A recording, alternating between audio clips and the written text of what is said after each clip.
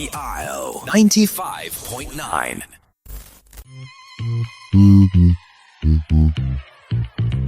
Today we've got an industry pro who happens to wear many hats in music and in film. That's right, yeah. Music. He does a lot, and he does them well. He's a talent manager, A&R executive, a filmmaker, and someone who moves effortlessly between artist development and production. Please make welcome, everyone, Mr. Ameen Oyin Damola.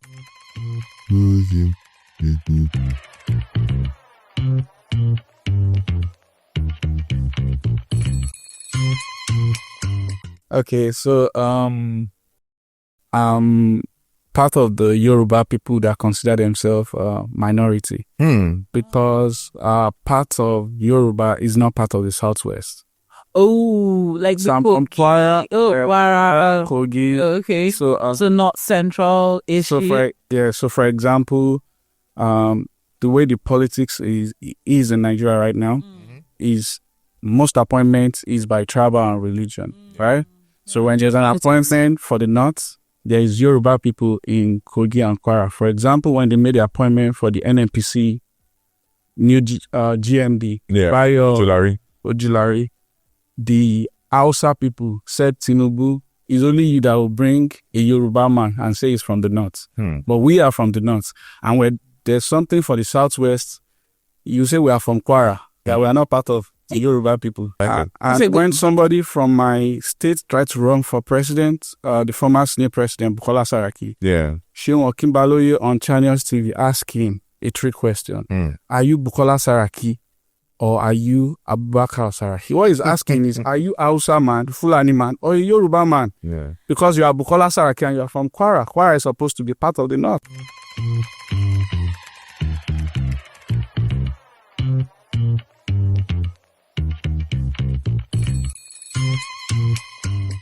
Okay, so when I was in school, I have a team for writing. So I was part of in university, I was part of the press, the school press team. Oh, okay. So I was doing that. And one of my uncles saw what I was doing and encouraged me to start my own magazine. So we're doing this college magazine thing. So, and I contribute a lot. So it was going through it, and every article is by Oyin Ameen. Like if you wrote like bulk of this thing, I think you should start your own thing. So he gave me some money to start publishing my own magazine. Amazing. So I started, coming to Lagos, meet artists and all of that. And then people like Dagreen would like how I will, the late Dagreen, God rest his soul, would like how I would describe what they are doing and, stuff. And then when they want to put out a record, they reach out to me to say, oh, write our press release. So I was doing all of that. Then I did that for a few people, Nice, Jobless, Rugged Man, Reminisce. And then it got to the point where Rugged Man was like, like top 3. People never knew he had that time. Yeah. So it got to the point where you would call me on the phone and say, Oyin, and I was in university, I was in Ilorin, you could say, you'll play his record to me on the phone and say, which one do you think I should release first? So, and then the first person that took a chance on me was Jobless. Amazing, yeah. So he said, I think you should manage me. I don't know anything about this thing. Like, okay, I can help you with media. I think I have an idea of how this thing works. I know how to write an article that can be like an headline that everybody wants to munch on. Yeah. But talent management, nobody studied this. Everybody's just winging it. And True. And you're a smart kid. You can learn fast.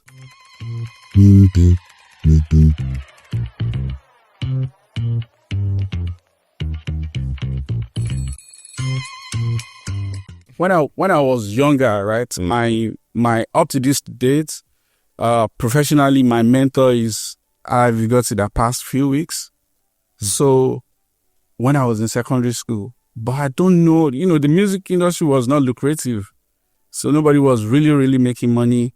So I don't know how to do it, but I was hoping that, okay, I'll find myself in America and be in their industry because I don't see anything happening to the Nigerian music industry, so to say, at the time.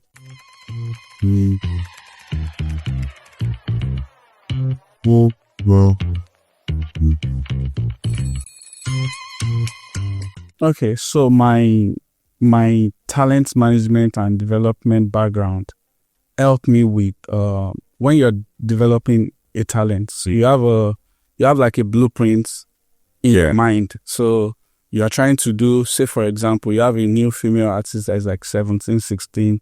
So you are trying to make something that looks like you're trying to clone a Tyler and Ara Star, one person. Yeah. So in your head, you know what the image will look like. Yeah. So now when you want to tell the story, your mood board. So because you already know what branding, what image you want the artist to portray, you know, you're targeting high school. Yeah.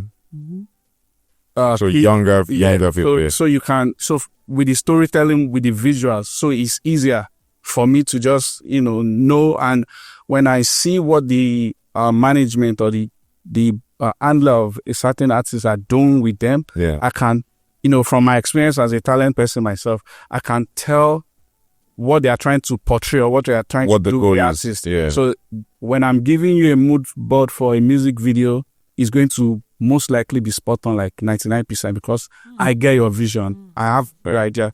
When a new artist comes out, talent managers, talent developers, they have an idea of what they are trying to do.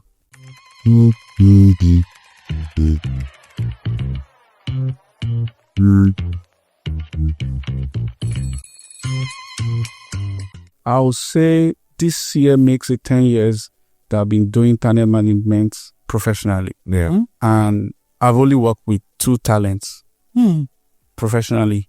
I mean 3. I beg your pardon. I did Jobless for a year. Okay. Then I did Reminisce. Yes. For 3 years. Yeah. Then I've been doing Chris Beats up till this moment. Chris Beats is my brainchild, is my idea. That's amazing. When I started managing him, there's nobody that is doing what I did with him, what I created with him.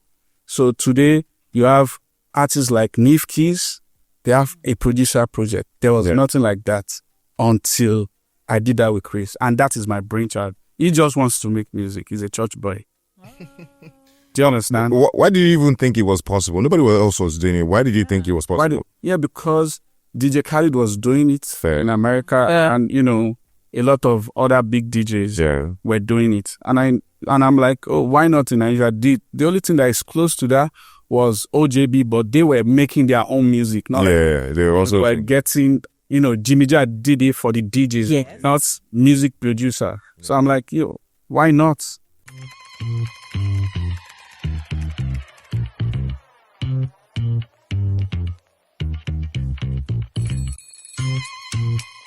For different talents, is different experience. Okay. So for Chris, up until now, it's 10 years in the industry. So he does not want to read any paper. He does not want anything.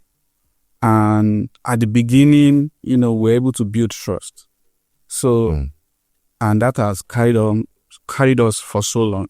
He just wants to make his music. If Drake calls him today, he's going to say, okay, I'm going to make the sound that you want, but you talk to Ameen for the business part. He does not want to hear the number. He does not even want to know how much Mr. A is paying for the music because he does not want it to affect the quality of what he's making. So he does not want to make this particular sound so good because this person is paying 10 naira. And then he's not so inspired because the other person is paying 1 naira. He just wants to make the music.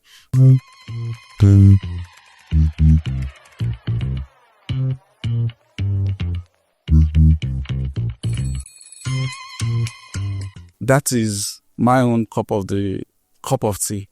So I have to keep doing that. And when he finds out that he's broke, there are no more people coming through the door. Then maybe he holds you responsible. Then it's time to get another manager. Yeah, fair enough. I think I understand. For him, he's a bit of a purist when it comes to his music. So he just wants to make. That's all he does. I deserve him to church. Do you understand? So that is it.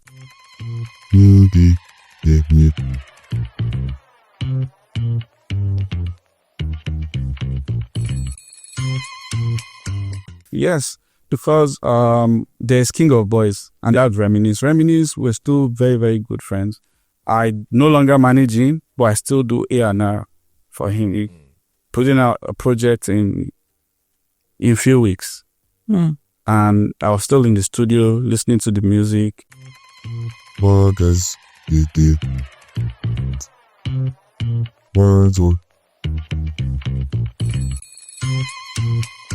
Okay, so A&R is the creative part of making music, which is more like a feedback. You are mirroring the ears of the people, the end users, and you are looking at the vision of the artist. So, for example, if artist A tell me that I'm trying to cross over to Europe or to America or to South America, then is your sound. So the A&R will now help you be original as well as cross over to the other side by infusing some of the sounds from where you are trying to reach. So it's the A&R that is going to help you balance it. All right. So it's like A&R is like a creative part of the creative thing. For a lot of people, the producer is their A&R, or they know what exactly they want. Yeah. But A&R is basically, you are just the ear that says, this sound, put this person on this record, put that person on that record. When even a lot of radio people are A&R too. Yeah. Like an artist will send you 3 songs and say, which one do you think I should put out? So they send you some, which one that's A&R right there. So Scales, for example, now he sent me his album too. I don't manage him. Send me his album, 13 songs. Oh, what do you think? Sounds good. Okay, what record do you want to put out? He sent the record. And I'm like, right now you have a lot going on for you in Europe, but not as much in Nigeria. Focus on the Europe markets. This song that you want to put out is good, but add some electronic instrument to be able to cut across and reach your European markets. Yeah. That's the A&R right there. So can you do what you're saying? I say, okay, I'll send to Chris Beats.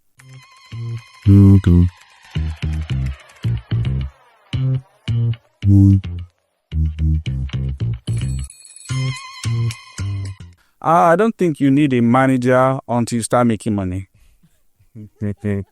So you need to make the money. So you need an A&R to make sure the song is very good. Then you need a PR person to get it out there. The IO 95.9. Hi, I'm Gabriel Adekore. I'm the creative director for ILFM 95.9. If you just enjoy what you just watched, subscribe, follow, and keep engaging the content.